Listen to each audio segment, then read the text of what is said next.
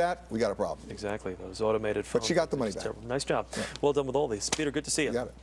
Advocate of the people right there. If you've got a travel complaint, write to us on our website, earlyshow.cbsnews.com, or message us on Twitter or Facebook, and Peter may be able to resolve your issue right here on The Early Show. He's batting 1,000 already. All right, now here's Erica. Erica? Chris, thanks. The cost of food is taking a major bite out of family budgets, which are already stretched to the max these days. So over the summer, All You magazine gave its readers a challenge, asking who could feed their families best on a limited budget. The winner, Sarah Vanderzee of Grand Rapids, Michigan.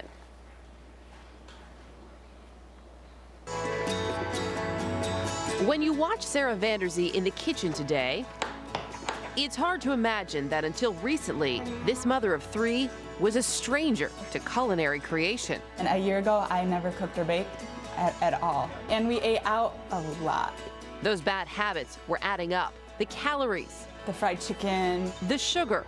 I used to be a huge soda drinker. And especially the cost. After a $2,000 root canal. Sarah and her husband were $16,000 in debt, and their $200 a week food budget wasn't helping. But then she discovered the All You magazine grocery challenge. Sarah's task, find ways to eat better while spending less than $125 per week. Almost overnight, I have a lot of fresh produce in here right now. That's the new norm. Everything changed. It's like a challenge to see how cheap I can make something from scratch. Instead of stopping in the cookie aisle, Sarah now buys fresh produce on sale. Rather than eating out, she's dusted off her crock pot and bread maker. And she found other ways to save. Freezing fruits and vegetables for later use, searching online for recipes instead of buying cookbooks. And when mixing up a meal, she doubles the recipe. To make this whole container was probably less than $2. So yeah, very, very cheap. During the challenge, Sarah spent just $60 a week, less than half her budget and a third of what she used to spend. This month, All You magazine declared Sarah the winner. Hang on. While the Vanderzee family certainly welcomes the $1,000 prize, the real reward is better eating. I'm finally starting to realize that, cooking and baking from scratch saves a lot of money, but it's definitely offering, healthier choices too. The double benefit. Sarah Vanderzee is just one of several super savers to be profiled in this month's issue of All You magazine. And senior editor Amy Goodman is here to share some advice that you actually learned from some of the readers, which is great. Our readers are amazing, and actually All You's really comprised about the strength and tips of our readers.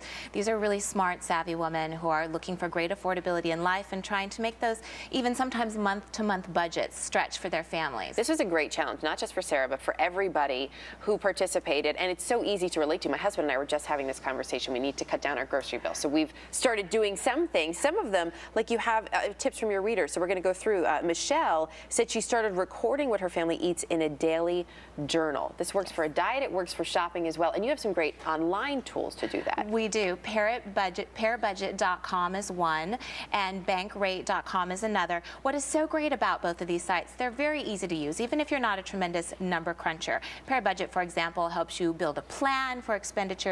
Then you plug in those numbers, and in the end you come up with a really budget that's tangible for you and your family. And for one of our readers, Michelle, who gave us that tip, she saved $1,500 in 2 months. In just 2 months? In just 2 months, by keeping track, using an Excel spreadsheet, also being able to use a daily journal to record her expenses. It's a tremendous savings. And she also used southernsavers.com, a tremendous blog that is a new way to coupon that organizes your coupons by date. So whatever works for you really is the answer, but keeping track is the first step. Yes, plus it makes you think twice maybe about those purchases when you have to write it down. Yes.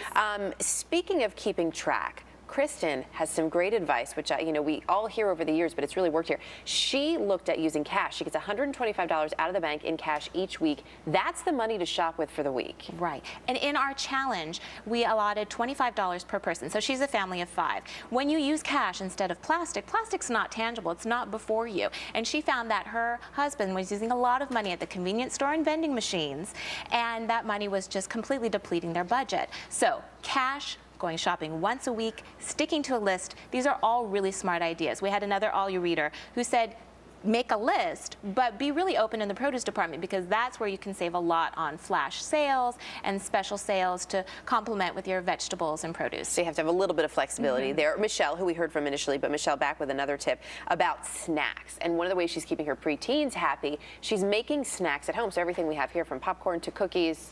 And making them touched homemade. it, I have to eat it. I think the key is that when you have a lot of kids coming over, it can go beyond just your family in terms of feeding, right? And they're always grazing. They're always in the pantry. Those teenage boys eat a lot.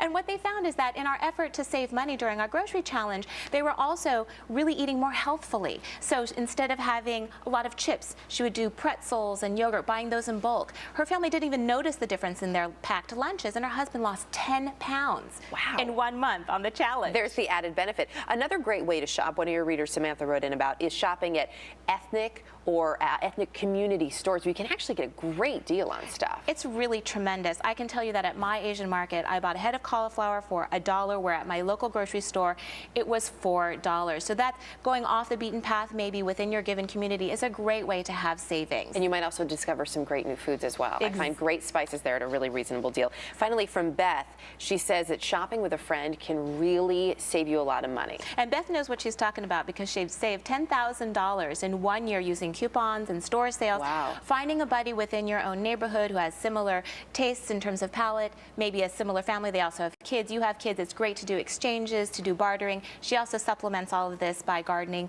and growing vegetables in her own garden. And any abundant items that she has, she swaps with another neighbor for different vegetables. Lastly, she freezes any of the leftovers. This is what we talk about, maximizing a month-to-month budget by going in perhaps on bulk items and sharing the cost of them. Beth is my hero. Such great tips. As always, Amy Goodman, always a pleasure to have you with us. Thanks for having me. And we'll have more of those on our website for you at earlyshow.cbsnews.com. Maggie, over to you. Thank you, Erica. This morning we have some gloriously ghoulish ideas.